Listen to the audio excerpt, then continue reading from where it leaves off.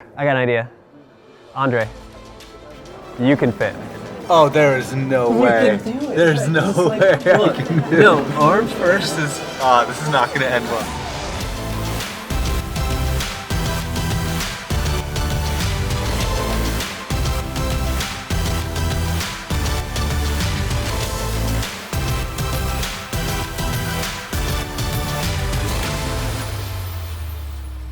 It's another early morning as we grab a taxi to take us straight to one of the most instantly recognizable, Instagrammable destinations in Kyoto, the Fushimi Inari Shrine. Oh, well, 5 a.m. is really early, but in photography, it's also really late. In order to be able to get a shot clear of people, we have to arrive super early. It looks beautiful, especially if it's your first time here, but it's important to go right for the best photo spots first and then work your way out. So far, so good. Nice and quiet, just the way I like it. The shrine never closes, so you can come anytime. And some gnarly looking spiders. There are 2 concentrated rows of small torii gates. I just took the path to the right, and you can see it's 5:20 in the morning, there's already people here. Well, let's try to use these lanterns in the composition. I'm actually surprised how quiet it is here. Last time I was here, the lanterns were not on in the morning, so this is a really nice surprise. Right now, it's still dark out. The sun hasn't come up, so there's no light coming through in the scene. So I'm using these lanterns, and the lanterns are painting the light in the scene. Now, hopefully, in a little bit of time, as that sun starts to come up, I'm gonna get a mix of both the natural light coming in and the lantern light, which is artificial light, so it should be able to fill these darker areas of the scene. So the lights just turned off. It's 5:35. It means that we don't actually want to be here for sunrise. We want to be here at least an hour before. Just before the lanterns turned off, I was able to get 2 shots that I'm pretty happy with. The first one, looking down the rows of gates, it feels like a really long, straight line. The next shot, I went a little bit further in so that I could accentuate the curve of the torii gates. I also decided to use exposure bracketing because the lights were so bright and the areas outside of the lanterns were so dark. With a little bit of post-processing, I was able to take it from this to this. Every time I come here, especially in the morning when it's this quiet, it's just a special experience because it's a very sacred place. Even if you don't want to take photographs, it's nice to spend the morning here and just explore. This actually goes all the way up to the top of the mountain. So Mount Inari, which is part of the name of the shrine. There's not an incredible view from the top, but there are a lot of beautiful shrines all along the way. So if you're here, you might as well go all the way to the top, but be careful. Sometimes there's also wild monkeys up there. And if you encounter a monkey, never look them in the eye, never show your teeth or smile, and they actually instruct you on some of these signs as you get further up the shrine to fake like you're throwing a rock. I've been up here many times, I've seen them, they have never bothered me, and I've never really heard of them bothering anybody, but it's good to know that within this shrine, there's also wildlife that you need to take care for as well. Something distinct about Fushimi Inari are the fox statues. When you look at them, pay close attention because no 2 are alike. And even if they're posing in a similar way, sometimes one will have a scroll in their mouth. And the reason that is at this shrine, the foxes are the messengers for the gods. So they're the ones who carry the prayers and the message between you and God. Looks like the tour buses are starting to arrive. That's my cue. Time to pack it up. Head somewhere else. After spending the morning exploring Fushimi Inari, I met up with my friend and local tour guide Yumi, and we took a 45-minute train ride from Kyoto to Nara on the JR line. Apart from being the site of Japan's first permanent capital and the home of a staggering 8 UNESCO World Heritage sites, Nara is also known worldwide for something a little more endearing. How do I look? Is it good? Yeah. It's good, see? Blending. Why are the deer special here in Nara? All these deer are very sacred because they bring the important message to you, and deity's message is coming through the deer. So listen to them carefully. In Fushimi Inari, in Kyoto, the messengers are the foxes.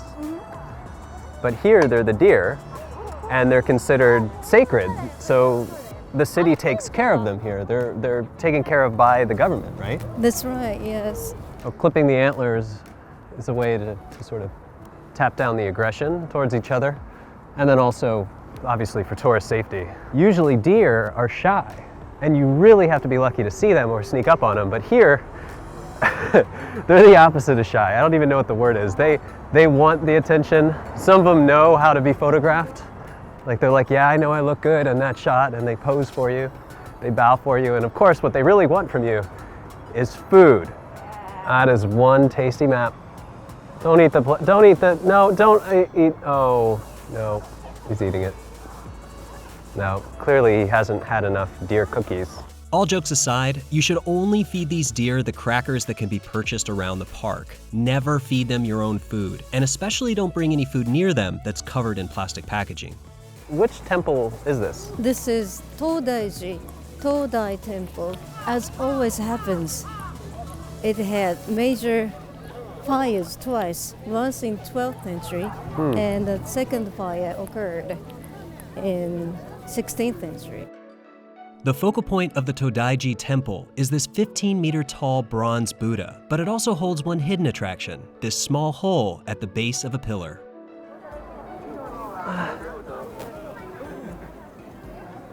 Yeah, that's not gonna happen.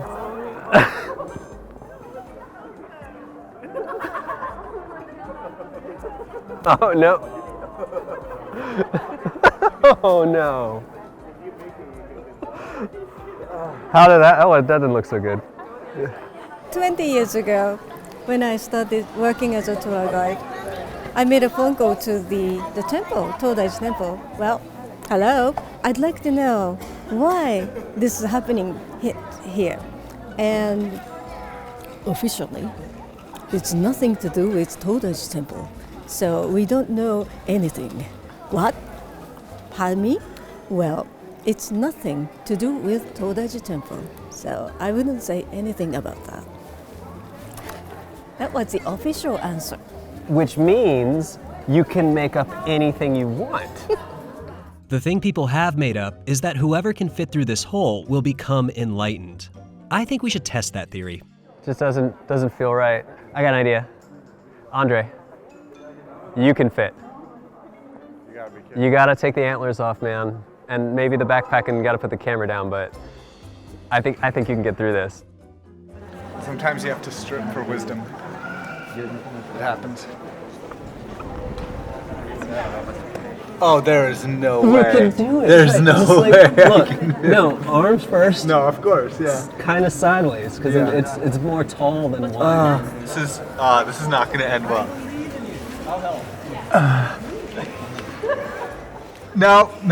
No, definitely not. Really reach for it. Come on. Yeah. Nope. Yeah. No. It's like a hard stop. Like a hard stop. Not like it gets tighter. No, it's just a hard stop. See, everybody thinks it's gonna be really fun to work with me.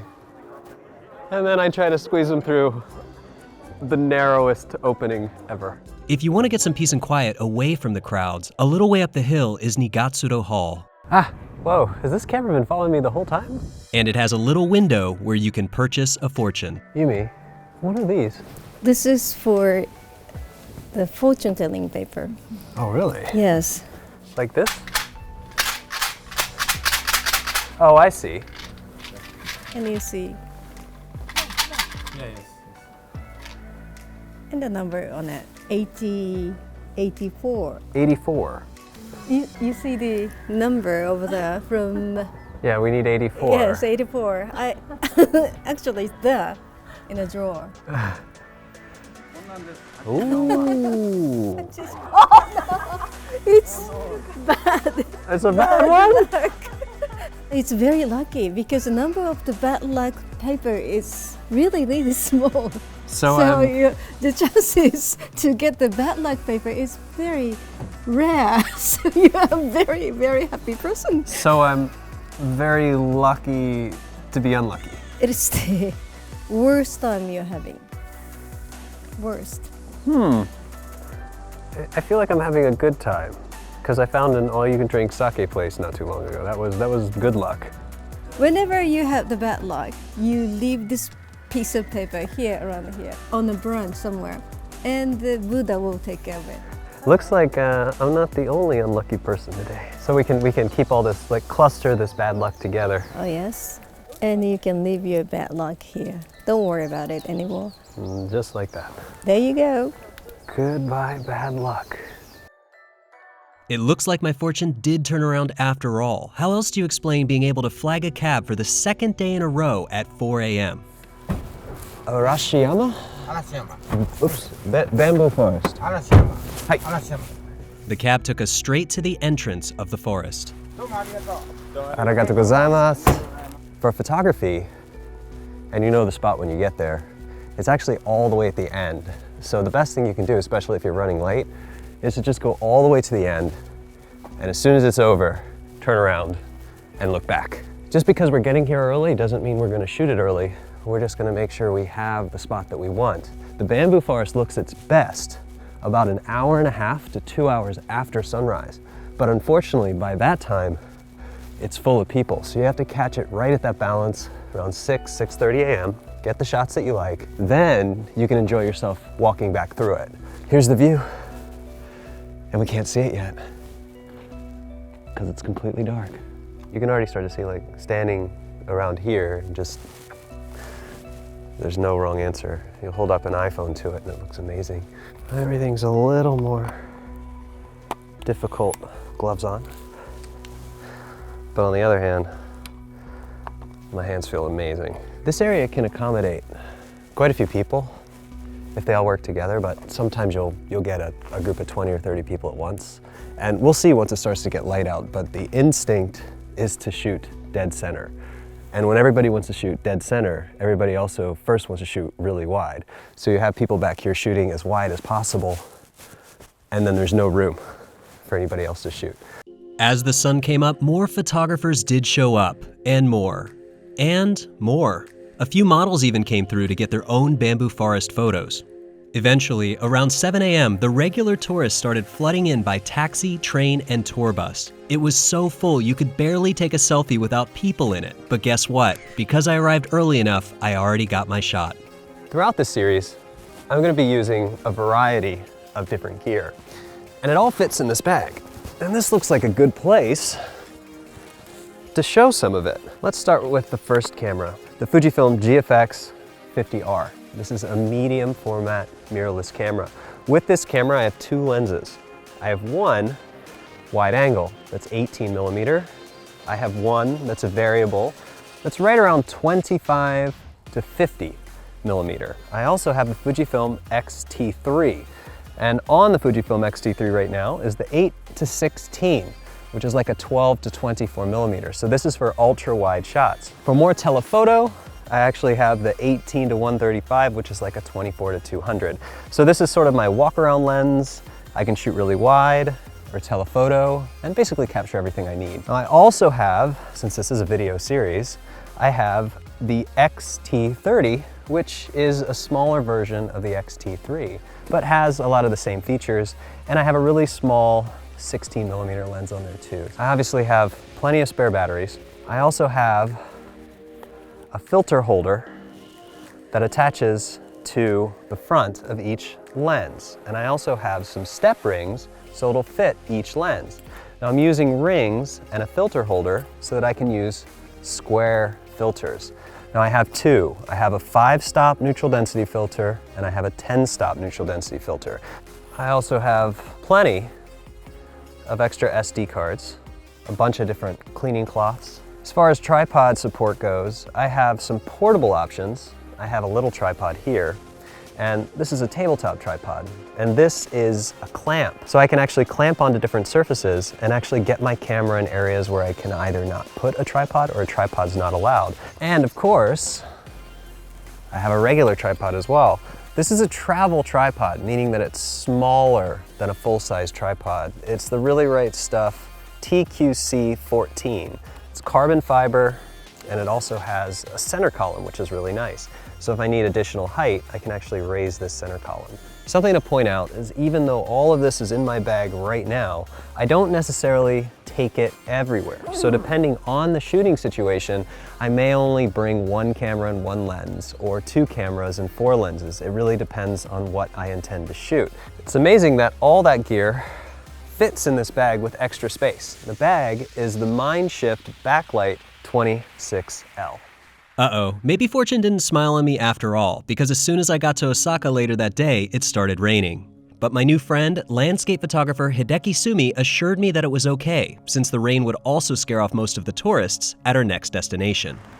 If the rain stays, it's just going to be more difficult to photograph. Just because working with the camera underneath an umbrella just complicates things. It's hard to shoot outside in the rain. It really is, especially in the wind like this. Hey, look, a rainbow behind the castle. Wow, great. That's a sign of good luck, I think. And just as we reached my favorite photo location, the rain suddenly stopped. So this is shot just after sunset and the blue hour. So right now it's nice because it's the golden light and dramatic clouds. I think this is a good spot. So with castles and architecture, with cherry blossoms, the game is using them to frame the subject. We also have a situation here where the bloom of the cherry blossoms is going to be perfect in about 4 or 5 days. So it's a little bit difficult to have the castle float on the top of the trees because as you can see, the bottom of the trees have fuller cherry blossoms than the top. With something like this, we can still use the cherry blossoms and frame the castle in the sky. The other nice thing about shooting this castle is the castle's really high up. So even if this was busy, full of people, we'd still be able to set up, and since we'd be angling the cameras up, nobody would be in the frame. Look how beautiful this looks, it's just with the lighting. And what I love... Yeah, very natural. Very natural. And also the windows from the bottom, see that illuminated, Yeah, yes, it's yes, very it's pretty. great. Even though the cherry blossoms weren't in full bloom yet, both Hideki and I managed to get some great shots, his horizontal and mine vertical.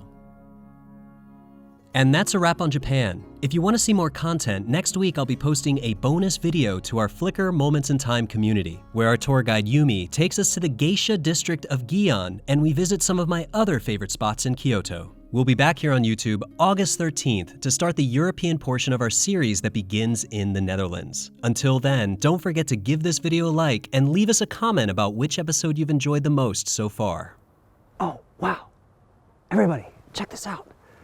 This is a rare, sweatered deer. And extremely nervous, so you have to be very careful. Look at how he moves. Look at this proud creature. Magnificent. Easy, boy. Easy.